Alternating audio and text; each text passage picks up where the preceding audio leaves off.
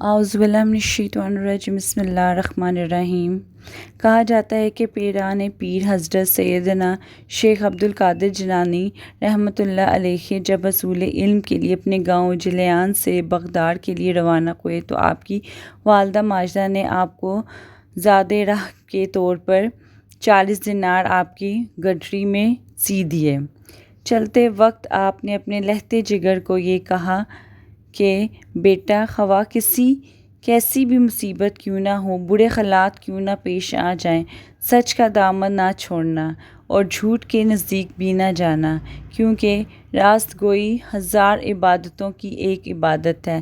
سعادت مند فرزند نے عرض کی کہ اے والدہ، میں صدقے دل سے یہ عہد کرتا ہوں کہ آپ کی نصیحت پر عمل ہمیشہ کروں گا۔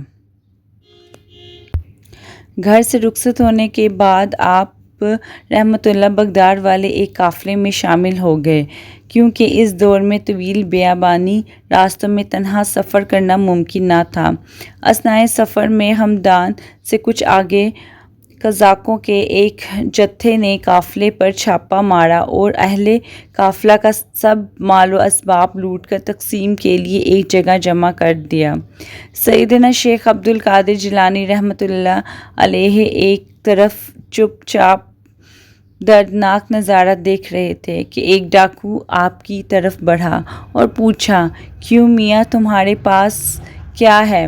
آپ نے فرمایا، میرے پاس 40 دینار ہیں۔ ڈاکو کو آپ کی بات پر یقین نہ آیا اور وہ آپ پر ہنس کر آگے بڑھ گیا۔ اسی طرح کچھ دیر کے بعد دوسرا قزاق آپ کے پاس آیا اور آپ سے وہی سوال پوچھا۔ آپ نے اسے بھی یہی جواب دیا کہ میرے پاس 40 دینار ہیں۔ آپ کی غریبانہ حالت دیکھ کر دوسرے ڈاکو نے بھی آپ کو مذاق اڑایا اور کہتے ہوئے یہ ہوتے ہوتے یہ بات ڈاکوؤں میں پھیل گئی۔ ان کے سردار احمد بدوئی کے کانوں میں یہ بات جا پہنچی۔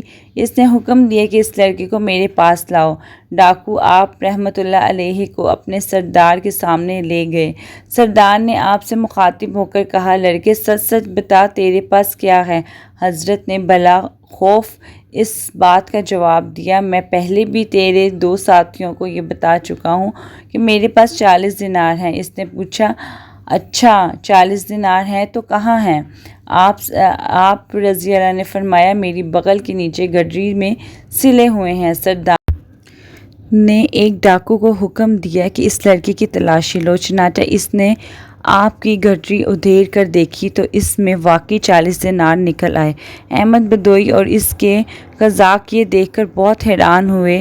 احمد بدوئی نے حیرانگی کے عالم میں حضرت سے پوچھا کہ تمہیں معلوم ہے کہ ہم قزاق ہیں اور مسافروں کا سامان لوٹتے ہیں، اور تمہارے پاس جو بھی دینار موجود تھے تم اسے چھپا سکتے تھے، پھر بھی تم نے ان دیناروں کا بھید ہم پر ظاہر کر دیا، حالانکہ یہ رقم اس قدر محفوظ تھی کہ کسی کو اس کا گمان نہیں تھا۔